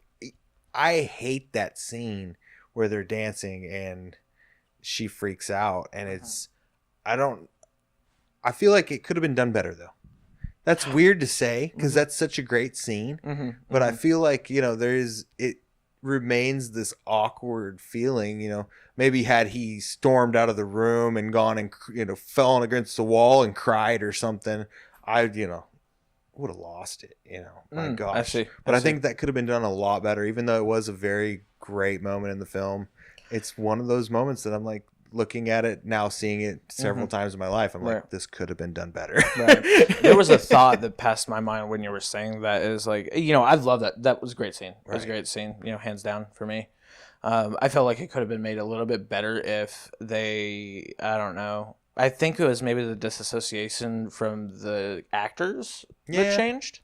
Because I didn't feel, you kind of said at the beginning, like you kind of didn't know the characters, I'm not even going to bring you into it. It's just like we had that connection with Rachel McAdams, and it being a different actor, like I don't have those same sentiments. And until making that realization kind of halfway through the movie and very pertinent right up in that scene that was the case, maybe I would have cared a little bit more. But like I said, still great scene. Which I think that, like we were talking about the cast, they did a good job to pick those cast members as the elderly couple, because you really couldn't look at them and say, this is them.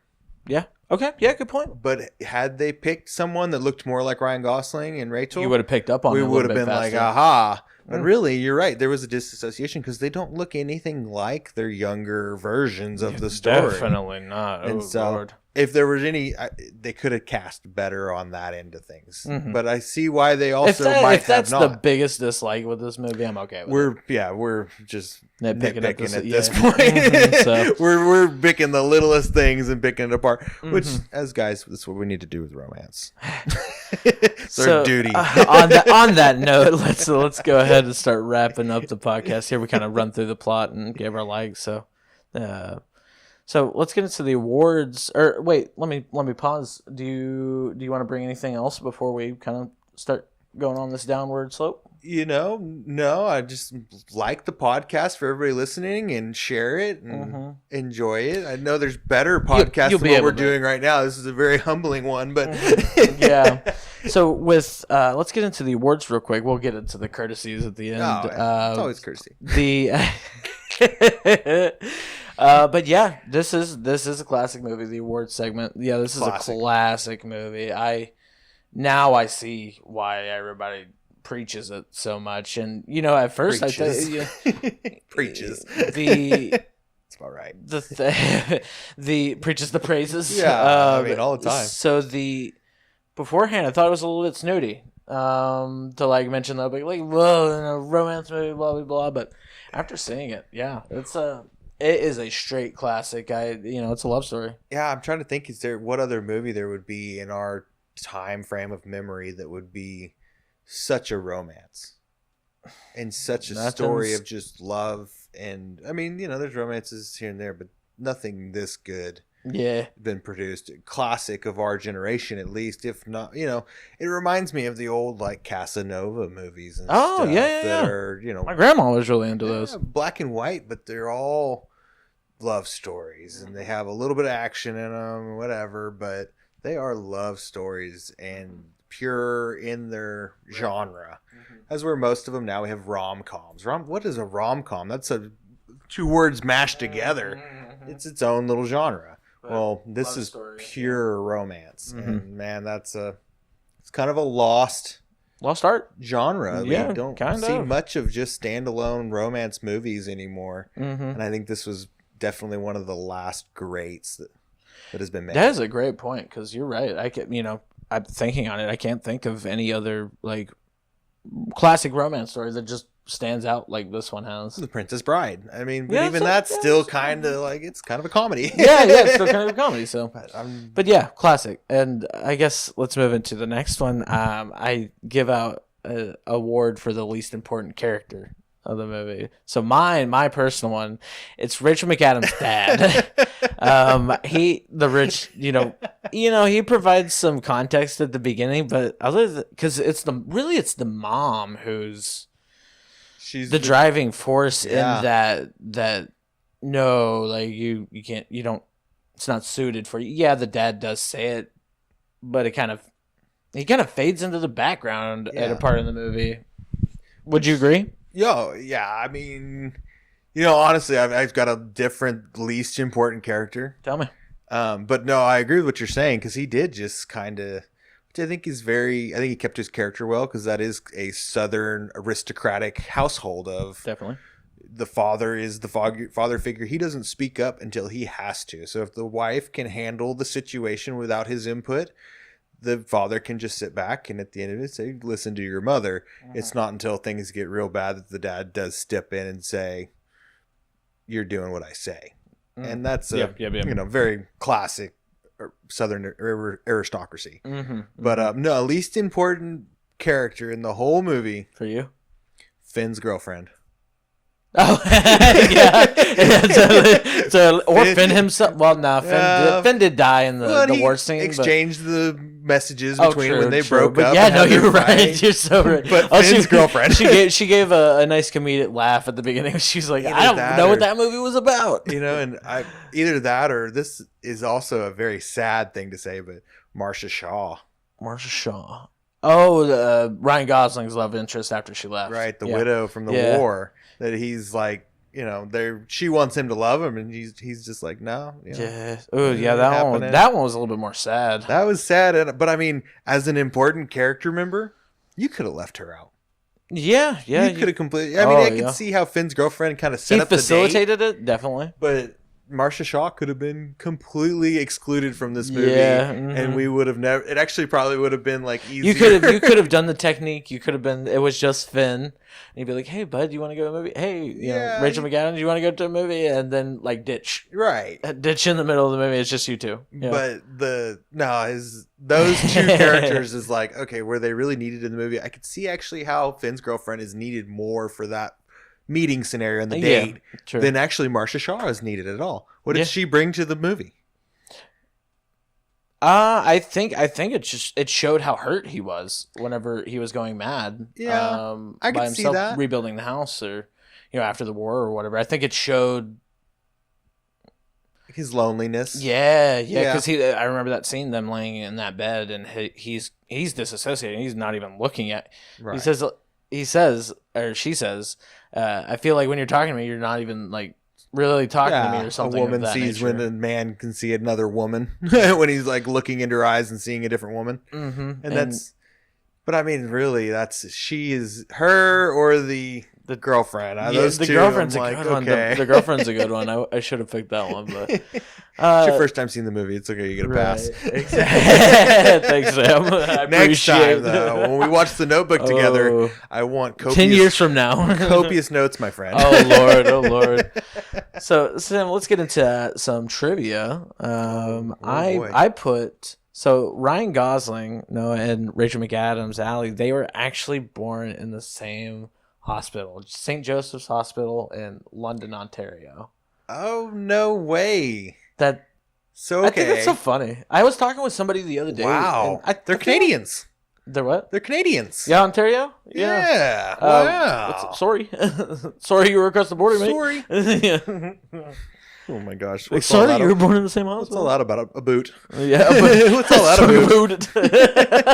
That's a good one. Oh my gosh. I had a friend that was from Canada, and she used to say, we say semi-trucks. Travel trailers is what they call them. Travel trailers. Trailers. And she would say it, and I would be like, what are you talking about? This is totally off topic from that, but it reminded me of it with the Coming America movie I just watched. Eddie Murphy's best friend character is named Simmy, and he sends a letter to give money, and the whatever the lady, the telegram lady, she was just like, semi. Yeah, that's funny. Very American. Sam, what's your trivia fact? Well, this is more of actually like an observance of the movie after not seeing it for so many years and picking up on those little details you don't see the first time. Yeah. When she is dancing with her fiance Lon Hammond, Lon Hammond, yeah. She has scratch marks. Like, I mean, we've all had some scratch marks on our back before, from those more intimate times. And she's got a couple while she's dancing with her. Her back is exposed. Was it in that swingers scene whenever they're sitting at the table and he proposes? It was a very interesting thing to see because no one in their right mind would wear a dress that exposes their back shoulder blades with finger claw marks on their shoulder blade. It was an interesting costume choice. Yeah, I mean, just everyone looks at your back and is like, "Oh my gosh, like damn, y'all are doing some stuff." Yeah, huh? they almost really like each other. Yeah, like, whoa, it's a little fiery for 1945. Yeah, right. Oh, damn. But no, that was an interesting trivia fact for me. Was seeing those claw marks on her back, and I was like, I don't. It makes me wonder why those were there. Was that part of the director's choices? We're gonna need you to let us claw your back. I can just imagine that conversation. Well, or like paint it or whatever, or was it something that happened off scene? Oh, possibly. That's the other. Yeah, there's the. Now we're getting the conspiratorial territory. The director says, "Well, the show must go on." Oh my lord! Oh my lord! Oh my gosh, that's funny. Sam, let's wrap it up. Let's do, Bubba. Firstly, thank you for listening to this week's episode of the You Haven't Seen That movie podcast. Yes, indeed. We hope you enjoyed it. Oh, yeah. Also, a big thank you to my guest, Sam Smithers, for joining me. Don't thank me. Thank you, sir. It's been a pleasure. Yeah. One thing I really enjoy about these podcasts is, getting time to reconnect. Oh, yeah. Man, it's been too I long. really enjoy it, and you are a prime example of that. So, thank you. I'm happy to be here, and reconnecting is... it seems like after, especially the pandemic and everything, we're reconnecting with people that we thought we were best friends with. Hadn't seen so many people, so it's been great. Awesome. Yeah, no, couldn't agree more. If you want to show your support for the You Haven't Seen That Movie podcast, check out our Facebook at facebook.com/YHSTMP and at Instagram.com/YHSTM podcast. We actually also, just for, the audience, we do have a private group for the Facebook group as well. So that's where I'll be scrolling through Facebook and I see something. I always see like the Godfather memes or like there was one about maybe crack up the other day. Was that one about the McChicken, and it was like Celebi from Pokemon. Oh, it was like the lettuce on a McChicken. And it's like, is it moist? Is it dry? Did it get burned? Did it get saturated? What happened? It left out in the sun for sure. Yeah, definitely. I thought so. If you want to check out the more shit posting type, definitely. That's all it is. Join the private group. Well, it's a good time. Little clips. Yeah. Audio recording clips. So. Like this movie, hate it. Let us know by calling our voicemail. There's call buttons on Instagram and Facebook. So if you ever want to leave us a voicemail, you get to give me. I think I do some type of spiel, like leave your name, number, now, or your name. Work? Does it go straight to a voicemail? Because I've thought about calling you. Yeah, no, it goes straight to voicemail. You won't actually. I won't get a call. I'll get. No one's gonna answer the phone. It's just gonna be a voice recording left. Okay. That you don't have to wait. It immediately goes. I think I say like leave your name, where you're from, and what you got on your mind. Okay. And that's literally it. And how often do you review those? They don't roll in. They don't roll in. I told you that one with JT. That was the first one I got. So you roll them, you review them kind of as you get them. Mm-hmm. Okay. I've said that I'll call whenever I'm a little out of my mind and like give like a quick 5-second review or whatever. I haven't done it yet. What is the deal, like Cameo? Something like you give someone a little cameo, like a video chat, like, hey, you called my voicemail. Just like stand there blankly and like 5 minutes, like FaceTime it. No. Yeah, so give it a call. Other than that, Sam, if you don't have anything else, we'll see everybody next week. No, it's been a pleasure. If anybody, I definitely would yeah, you said you were going to do a plug. Yeah. You said the real estate thing? Well, yeah, I mean, I wasn't actually, now that we're at the end. Oh, okay. Oh, no, but fine. No, yes, I should, honestly. Yeah, if anybody if you're buying a house, if you need to sell your house, even if you're looking to rent, man, I'm happy to help people. God's put it on my heart to help people. And Sam's a part of the private group and I think you're also on the Instagram, right? Nope, not on Instagram. I'm barely on Facebook. I'm barely on Facebook. I was very opposed to the Instagram at first, but it's been really helpful as of late. Well, I deleted social media, like everything, for over a year. And I got back into it because of real estate. And it's actually been more of a reconnect with my friends than anything. Yeah. But it has been good for business as well. Yeah. My page is open. If you ever have any questions What's about it called? Oh, it's just my Sam Smithers. Just Sam Smithers. Oh, it's just you yourself. Okay. Just me. I didn't make a business page. Yeah. I think you should. I thought, well, people tell me I should, but I'm like, man, I don't. Once again, I don't want to even have to market myself. I just want it to be very word of mouth. I want to take care of the people I know, help the people I know. Right. God takes care of me. Sure. And that's all I would rather help people than anything else. So if anybody feels obliged, definitely give Sam. Oh yeah. Give Sam a DM. Definitely. Give me a DM and I'll be happy to help in any way I can. Absolutely. Cool. Yeah. Sam, thank you for coming over. Dude, I can't wait for the next one. All right. We got to go through the list and see what's Are you going to make it to the bottom of the list this time? Oh, no. I might make it into the 200s. Right. Oh, Lord. I'll find something that I'm like, all right, no one's going to review this. Yeah. Let's do it. Do it again. All filler, no thriller. Right, exactly. But other than that, see everybody next week. Have fun, guys. Bye-bye. God bless.